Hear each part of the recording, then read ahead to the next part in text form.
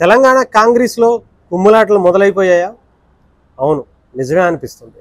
నిన్న గాంధీ భవన్ వేదికగా యూత్ కాంగ్రెస్ లీడర్లందరూ కూడా ఒక కుమ్ములాటలు అంటే ఒకరికొకరు ఒక దుమ్మిని ఇలాంటి తలపించే విధంగా వాళ్ళు చేసుకున్నటువంటి గొడవ నిన్న దానికి నిదర్శనంగా కనిపిస్తుంది.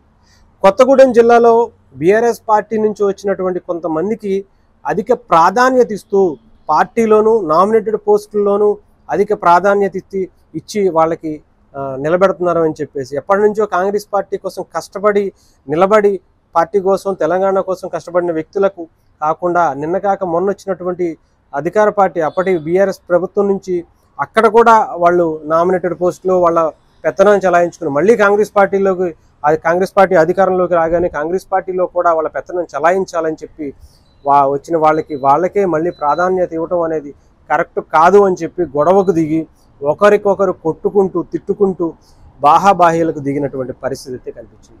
కానీ ఇప్పటికీ అయినా సరే దీని మీద పెద్దలు మాట్లాడి వాళ్ళందరితో కూర్చోబెట్టి మాట్లాడాల్సిన పరిస్థితి అయితే కనిపిస్తూ ఉంది. కానీ కాంగ్రెస్ పార్టీకి సంబంధించినటువంటి పెద్దలందరూ కూడా ఒక పక్క రేవంత్ రెడ్డి గారు మిగతా కొంతమంది మంత్రులందరూ కూడా దావోస్ పర్యటనలో ఉన్నారు.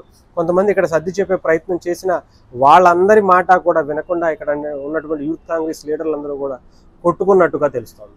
సో మరి దీని మీద కాంగ్రెస్ అధిష్టానం ఏం చేస్తుంది, ఎలా నిర్ణయం తీసుకోబోతుంది?